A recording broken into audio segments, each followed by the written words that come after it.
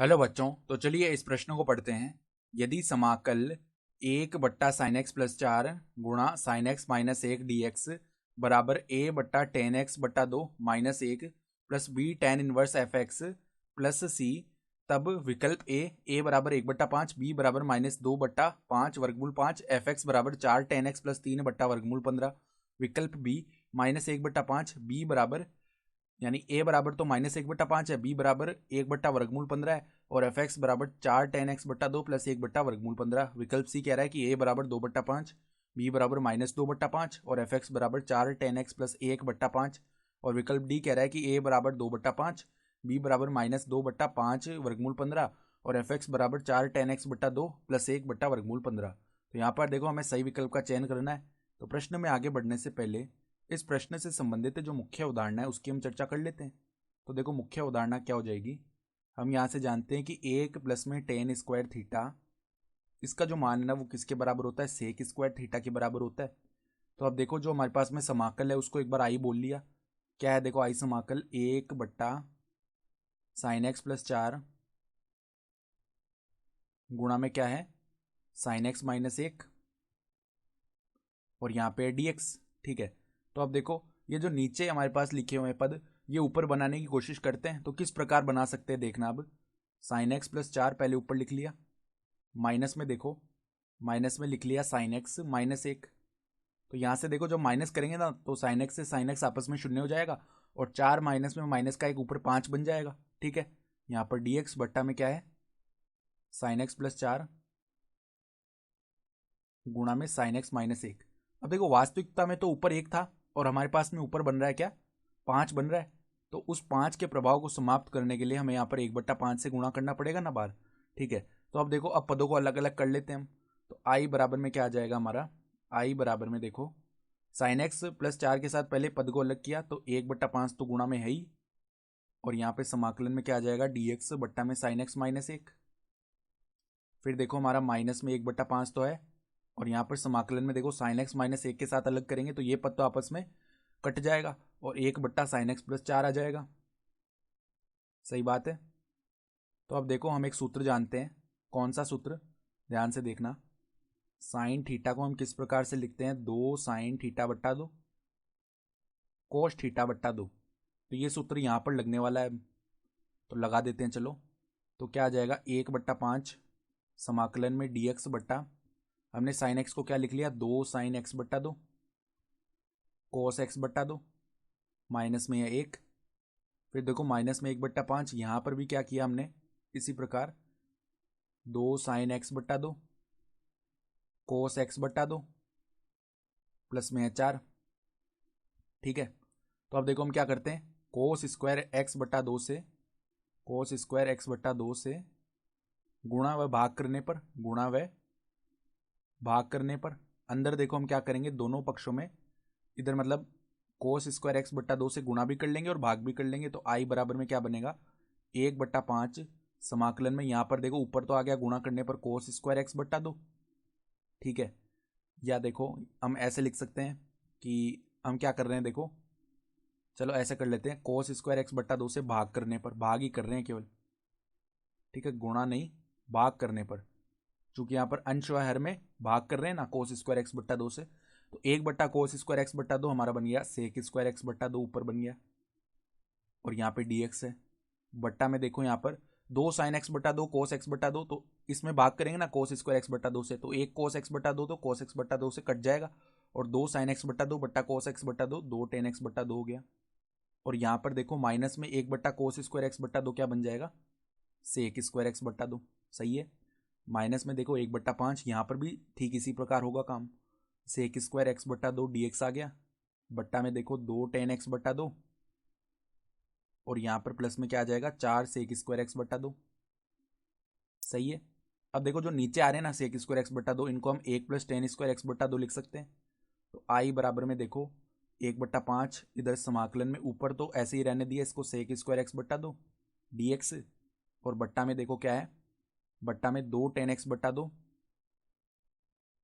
यहाँ पर sec square x/2 को हमने लिख लिया 1 + tan स्क्वायर x/2, तो -1 माइनस में tan स्क्वायर x/2 ऐसे लिखा जाएगा ना। फिर देखो माइनस में 1/5 समाकलन में ऊपर भी क्या है सेक स्क्वायर एक्स बट्टा 2 dx। और यहाँ पर देखो हमारा क्या पद है, यहाँ पर हमारे पास में 2 tan x बट्टा 2। तो देखो इधर 2 tan x बट्टा 2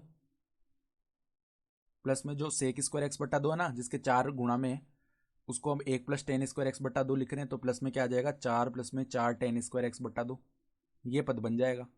तो अब यहाँ से एक प्रतिस्थापन कर रहे हैं, मान लेते हैं माना tan x बट्टा 2 जो है वो किसके बराबर है, t के बराबर। तो दोनों तरफ अगर x के सापेक्ष अवकलन करेंगे तो 1/2 सेक स्क्वायर एक्स बट्टा 2 इसका जो मान है ना, मतलब dx भी आएगा गुणा में, इसका मान dt के बराबर आएगा।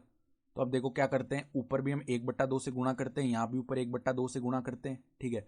या फिर 1/2 से जिस प्रकार हमने गुणा किया ना ऊपर, तो इसका मतलब क्या है, यहाँ में बाहर 2 से गुणा करना पड़ेगा ताकि प्रभाव समाप्त हो जाए जिस 1/2 को हमने गुणा किया है, ठीक है।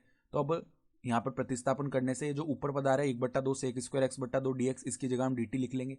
तो बाहर तो आ गया 2/5 और यहाँ पर देखो dt बट्टा में अंदर हम क्या लिख सकते हैं, देखो -t², फिर देखो प्लस में 2t -1 ऐसे लिख दिया, ठीक है। फिर देखो माइनस में 2/5, यहाँ पर हम क्या लिख सकते हैं, समाकलन में dt बट्टा में देखो इधर 4t² प्लस में 2t प्लस में 4, ठीक है। तो अब यहाँ से देखो नीचे से हम -1 उभयनिष्ठ लेंगे, ठीक है। तो इधर माइनस हमने बाहर निकाल लिया, -2/5 आ गया, dt बट्टा में यहाँ पर देखो t² -2t प्लस में 1 बन जाएगा।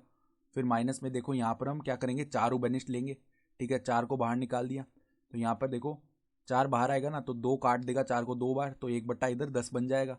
और समाकलन में इधर dt बट्टा में देखो इधर क्या बनेगा हमारे पास में, t² प्लस में देखो 2t/4 हो गया हमारा, t/2 प्लस में 4/4 1 आ जाएगा। तो अब देखो यहाँ पर पूर्ण वर्ग बनाने की कोशिश करते हैं, तो 2 है, इधर देखो dt बट्टा में ये तो t-1 का स्क्वायर बन गया ना, ठीक है। फिर देखो माइनस में इधर 1/10 है और इधर समाकलन में dt बट्टा में यहाँ पर देखो पूर्ण वर्ग बनाने के लिए हम क्या करेंगे, ये जो t का गुणांक है ना 1/2, इसका हम क्या करेंगे, पहले आधा करेंगे तो 1/4 आ जाएगा, फिर उसका वर्ग करेंगे अर्थात 1/16 जोड़ दिया और घटा दिया। तो इधर पहला पद t², दूसरा पद t/2 और ये वाला पद 1/16, इनको मिलाकर हम वर्ग बना सकते हैं किसका, t प्लस में 1/4 का वर्ग, तो t प्लस में 1/4 का वर्ग बन गया, ठीक है। इसको खोलने पर यही पद आने वाले हैं। फिर देखो हमारे पास में प्लस में क्या आ जाएगा, यहाँ पर 1 - 1/16, तो ये तो क्या हो जाएगा प्लस में, इसको क्या लिख सकते हैं हम, 15 बनेगा ना, तो वर्गमूल 15/4 का स्क्वायर इस प्रकार लिख सकते हैं।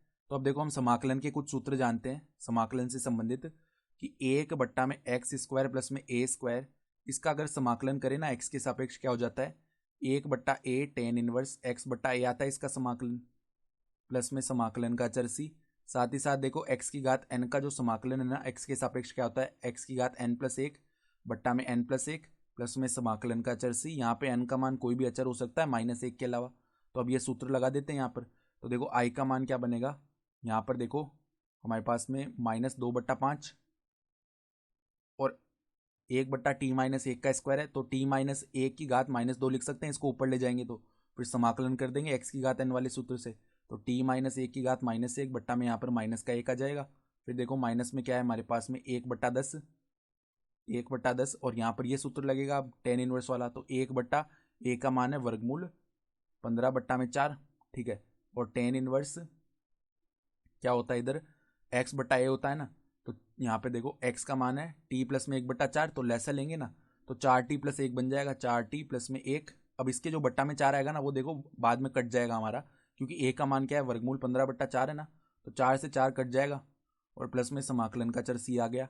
तो अब देखो t के मान रख लेते हैं, यहाँ पर माइनस माइनस तो प्लस हो गया, तो 2/5। अब इस पद को वापस बट्टा में ले जाते हैं, तो 1/t का मान है tan x/2 माइनस में 1, माइनस में देखो यहाँ पर 4 जो है वो 2 से काटेंगे 2 बार, 10 5 बार कट जाएगा, तो आ गया -2/5 वर्गमूल 15। और tan इनवर्स इधर भी मान रख लेते हैं हम, t का 4 tan x/2 प्लस में 1 बट्टा में वर्गमूल 15 प्लस में समाकलन का चला जाएगा c। अब देखो सवाल में जो हमें मान दिया हो ना उससे तुलना कर लेते हैं, तो यहाँ पर देखो a/tan x/2 -1 है ना, तो a का मान तुलना से क्या आ जाएगा 2/5 आ जाएगा। फिर देखो b का मान निकालेंगे ना तुलना से, तो b का मान क्या आ जाएगा -2/5 वर्गमूल 15, ठीक है। तो ये आ गया हमारे पास में किसका मान, b का मान -2/5 वर्गमूल 15। सही बात है। फिर देखो हमें एफ एक्स का मान बताना था, तो एफ एक्स क्या आ रहा है, देखो फलन हमारे पास में 4 tan x/2 प्लस में 1 में वर्गमूल 15। तो अब ऐसा विकल्प देख लो जिसके अंदर ये तीनों आ रहे हो, ए बी और एफ एक्स का मान। ठीक है, तो ए का मान 2/5 है, बी का मान -2/5 वर्गमूल 15 है, और जो एफ एक्स है उसका मान 4 tan x/2 प्लस 1 में वर्गमूल 15 आ रहा है। यानी कि जो विकल्प डी है ना वो हमारा सही विकल्प हो जाएगा। ठीक है, तो आशा करता हूँ कि आपको ये प्रश्न समझ में आया होगा। धन्यवाद।